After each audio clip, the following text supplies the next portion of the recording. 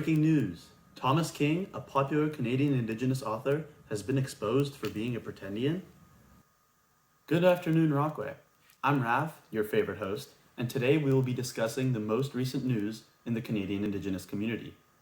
On the 24th of December, 2025, Canada found out that skilled author and social activist for the Indigenous community, Thomas King, has no Indigenous roots at all, joining the likes of Buffy St. Marie, Mary Ellen Turtle-Lafond, Michelle Latimer, and Joseph Boyden.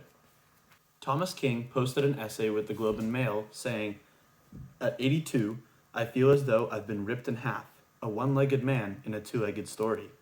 Not the Indian I had in mind, not an Indian at all," referencing his poem and film, "I'm Not the Indian You Had in Mind." Thomas King claims not to have known that he wasn't Cherokee by blood, but there's no way to know for sure. Indigenous writer Jesse Wente says, "This should have been taken care of long ago, and I can't speak to why people can't resolve their own issues if they're going to represent themselves publicly."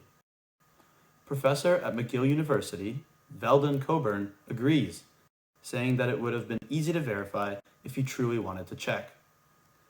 When asked if she believed what Thomas King said about not knowing about his lack of Cherokee blood, Indigenous columnist for the Globe and Mail, Tanya Talaga, said, "I don't understand how you can live your whole life and just not really know the truth and not seek it out in a more wholesome way," questioning King's lack of extreme curiosity around the subject of his heritage.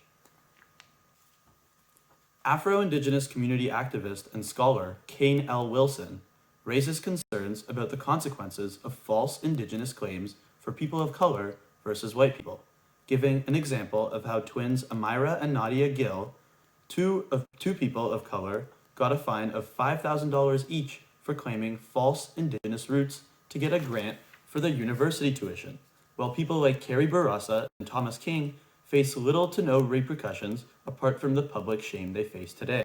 To combat the ease of claiming Indigenous descent, many institutions and organizations are implementing more rigorous protocols to check through Indigenous claims, requiring proof, usually in the form of documentation. There has also been a spreading concern among Native and non-Native people in Canada that Indigenous people are not good enough. The idea that white pretendians can make quote-unquote better media than real Indigenous authors, practically stealing their awards, is unfair and defeats the purpose of having Indigenous awards in the first place. Another issue is that these pretendians keep winning awards in the first place. As Celeste, a professor at McGill University, said, even Indigenous people tend to relate more to the imagined Indian than the real Indigenous culture. Thanks for tuning in. This has been Raph with Rockway News.